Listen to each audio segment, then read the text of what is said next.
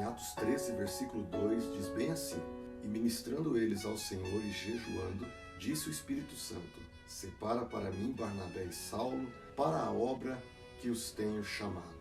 Nossa sociedade, em geral, costuma valorizar apenas o primeiro lugar.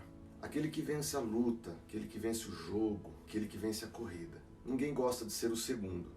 Ficar em primeiro lugar no Mundial de Futebol é o sonho de todos, mas ficar em segundo, como aconteceu com o Brasil e Uruguai em 1950, ou Brasil e França em 1998, é tido como uma tragédia. Ninguém quer ser o segundo. Porém, esse não é o espírito do Evangelho. Esse não é o espírito que deve imperar sobre os servos e ministros da casa de Deus. Lembre-se, nós somos moldados, capacitados, energizados pela graça e por isso não devemos ter problemas em abrir mão do primeiro lugar a alguém que chegou depois de nós no ministério. Permita-me explicar um pouco melhor isso. Na Bíblia nós encontramos um homem chamado Barnabé. Ele já era de Cristo bem antes de Saulo de Tarso se converter e se tornar o nosso famoso apóstolo Paulo.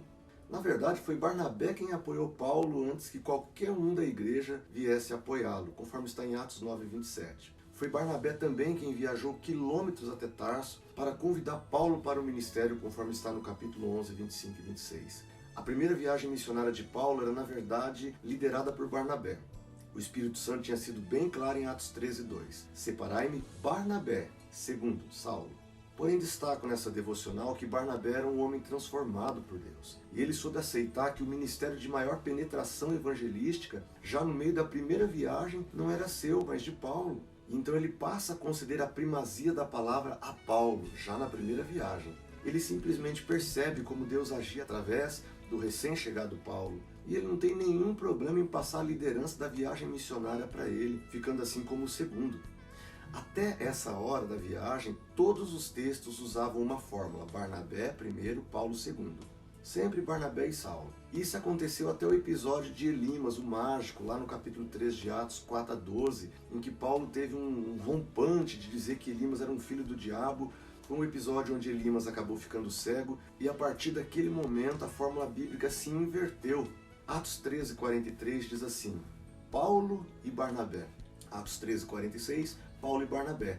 15, verso 2, Paulo e Barnabé. 15:22, Paulo e Barnabé. 15:35, Paulo e Barnabé. Você percebe a mudança? Agora é Paulo primeiro e Barnabé o segundo. E é isso que Deus faz quando somos transformados pelo Espírito.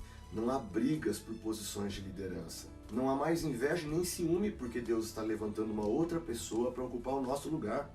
João Batista também soube reconhecer isso quando viu Jesus. Ele disse: é necessário que ele cresça e eu diminua.